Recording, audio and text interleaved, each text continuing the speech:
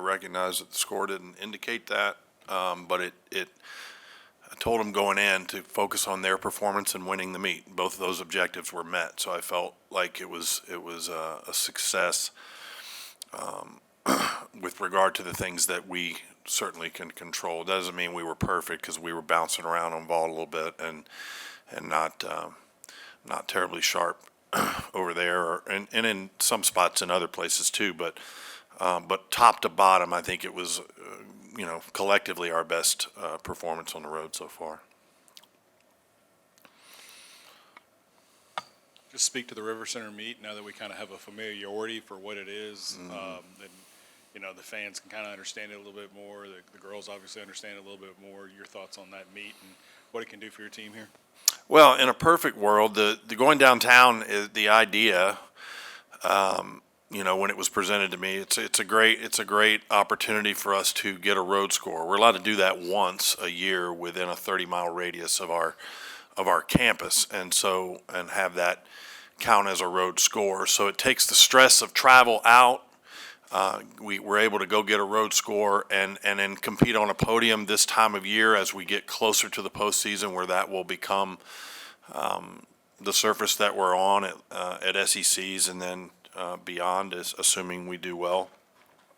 That's the idea behind it. That being said, we're walking a tightrope with the health of this team, and we still have to be judicious and make decisions that are in their best interest. So I'm not going into this meet just absolutely throwing caution to the wind and trying to go get a big score, because we're competing for things much bigger as we go forward. So I just came out of a meeting where we're looking at making sure that we try to make decisions intentionally with regard to who's out there and how many reps we really have left. We still got 9 weeks left of this, and we need to make sure that we this may be the one opportunity we have where we have some flexibility, and we may need to look at using some of it. Coach, you said this was one of your better road performances of the year. What sort of strategies or mindset did you lay upon the team before they went out there on Friday? Was there anything different compared to how it would be here at the PMAC? I don't know if it's different. They're just a natural progression to the way you would like your messaging to go through a year. You start out in the beginning of the year and you try to set a baseline, set your floor of what you want to be, and then each week sort of stack those days or those building blocks and continue to improve. When we get later in the year, that narrative doesn't change, but theoretically, if you've progressed well, then those improvements become smaller as you get deeper into as you get closer to the end goal of where you'd like to be. And so the mindset then, it doesn't change, but it shifts to a little more sort of tangible goals and things that we want to see ourselves iron out and get a little bit better at, rather than speaking specifically about an approach or an aggressive mindset. Those things become a little more tangible and physically addressable things, whether it be landings and things that are more specific. And so I think that's kind of where we are. It was really just that's why I told them last week it was about putting together a complete meet, and we did that. We hit 24 routines. It was our best road performance to date. We've got three more coming up, including SECs, and so we want to continue to see that improvement. But the things that I'm talking to them about now are less general and more specific than they were, say, 3, 4, 5 weeks ago. Coach, were you expecting 4 teams this week? And I think initially there were 3. I don't even remember who the third team was. But again, it doesn't make any difference to me. We're going out there to compete against who's in front of us and the whole country, and I hadn't given that a second thought. Yeah.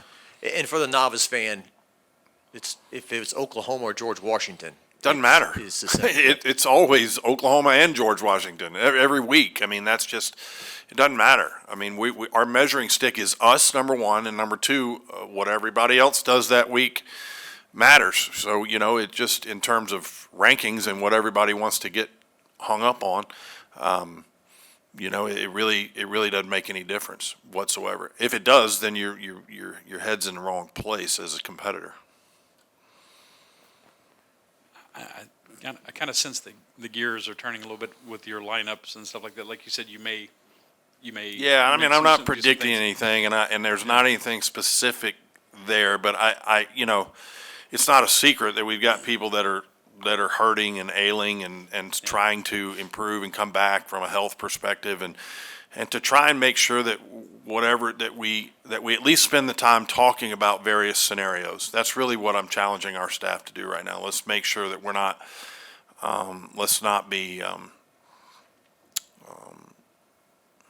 I don't know, unduly reckless in some ways. Let's just make sure that Kalia's shoulder is staying where it needs to be. Make sure that that we make the right decisions. It's tough this time of year, and you feel like you're getting to the end, but you're not. And there's still, we get past this meet and two more, and then it's SECs right after that, and then you're still a solid month before you're finished through the season if things go well. So, we've just got to be big picture oriented and just make sure that and again, I'm not predicting anything. I'm just saying that it might be a chance for us to get one or two people an opportunity that they haven't gotten.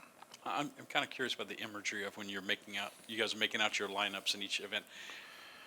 You have names on little cards that you put up there like in Moneyball, or is it dry erase board, or is it lots of pieces of paper that get thrown away? We've got it all. We all have everything on paper in front of us when we talk about it. It's not on a board. We have a recruiting board that's that way, but not with it. When it comes to lineups, we kind of, and truthfully, we don't have a whole lot of flexibility right now, but we do have a little bit, and so we want to make sure that we talk through those scenarios and what that looks like. It's really not as complicated as you might think. It's all of us. I mean, I do everything collectively with it. Ultimately, I'll make final decisions, but I want everybody's input on their events and getting a handle on statistically consistency numbers and things that we track when we're in the gym is part of that conversation too. Just kind of where everybody is. You certainly don't want to. We don't want to do something that if somebody's going through something and not training very well, we don't want to throw them out there and in a situation where we haven't given them a chance to succeed either. Coach, when you have the title of reigning national champion, how do you make sure that the girls are staying in the now and not getting wrapped up in postseason? We hadn't talked about that since first or second week, since that banner went up. I mean, last year's last year and this year's this year. It's a completely different path, totally different, journey, if you will, with its own twists and turns. And I don't think that's in their mind at all, and it's certainly not part of our equation. That was a great accomplishment for last year's team and for this program. But we're focused solely on this year's team and what we're trying to accomplish for this year's team and its members and the program. So, Coach, you've had that number one spot in ball locked up for a while now. Is this one of the more talented rotations you've coached in your career? Yeah, I mean, it's crazy. Like, yes, I think it's potentially, and they're all big vaults. Garrett does a really good job over there. He's got the right temperament, keeps them calm, especially when you have big explosive athletes. You don't want to get them too amped up because things can get a little out of control there. But yeah, I don't know. Rankings. I think we're all the events are ranked fairly high. That you can have the same group one year and be ranked completely different the next. And I couldn't tell you where we're ranked on everything. I don't pay much attention to that stuff. But I know that we've got to be up there. If you're overall number 2, then you're probably overall pretty high on everything. There's probably not a whole lot. And the difference between 1 and 6 in a lot of cases is very minuscule. So it's just really comes down to, who had the most recent bad day in some cases. I don't know.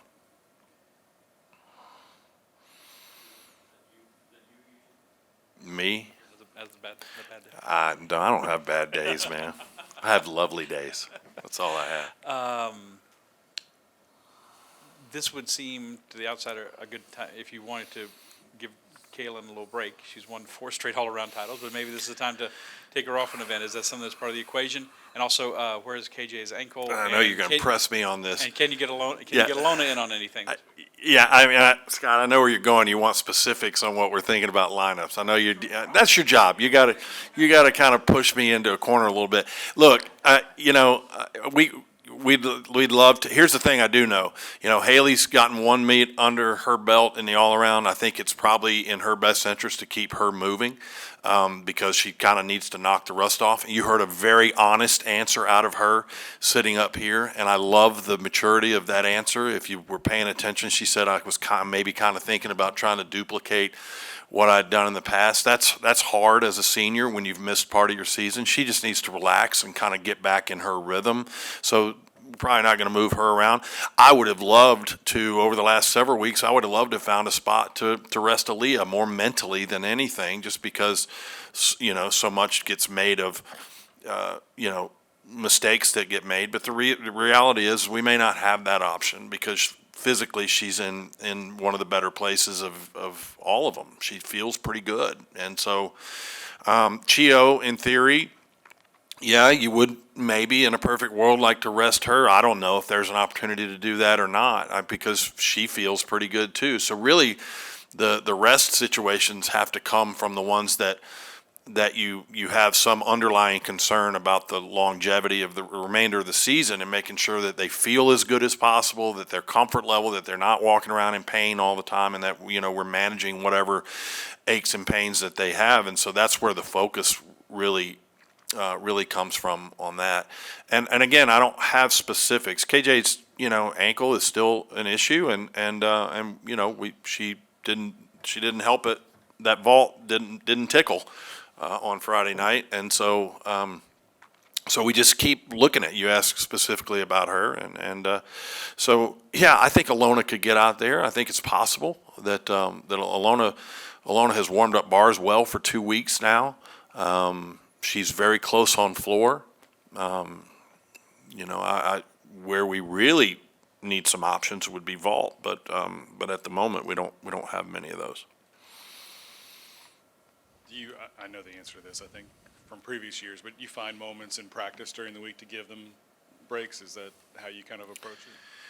Yeah, at this stage of the game, it's much more individual than it is group. I mean, a lot of it just depends on where everybody is. This, like coming back today, the 4 event kids don't do a whole lot. I mean, we're trying to, the girls that didn't get to compete, so they haven't done anything since before we left on the trip. They do a little more on the first day back than some of the others. So it's a little bit of a mixed bag on the first day back in the gym. Tomorrow we try to get everybody on the same page, and then we'll go downtown on Thursday for podium training, which will mimic basically what we do at SECs, and it'll be those 20-minute kind of rotations where it's just adjusting to the equipment and getting used to what the bounce of the podium feels like. I don't know if we probably asked you this before, but is New Orleans ever an option for something like this? Yeah, it'd be great. I mean, it is. It's just a matter of somebody wanting to step up and run a meet like that. These are invitationals. You guys may remember we've gone to one in Dallas called the Metroplex before. It's been years since we've been, but they still run that. It's just difficult for us to find dates to do some of these that are out there because the SEC schedule is with 9 teams now. There's just not a lot of windows unless we're going to double up on weekends and some years you can get away with doing two in a weekend, and others you wish you hadn't. So I haven't done it in a couple of years, but it's possible that we get into those things, and maybe something in New Orleans at some point. It'd be great, but right now I don't know of anything. Yeah, I would love for the Sprouts thing to come to New Orleans, but again, that we hit on that earlier this year with the time of year that we're talking about. There's so much overlap between staffing at the Smoothie King Center and the Superdome that at least when it happens in January, there's the concern that football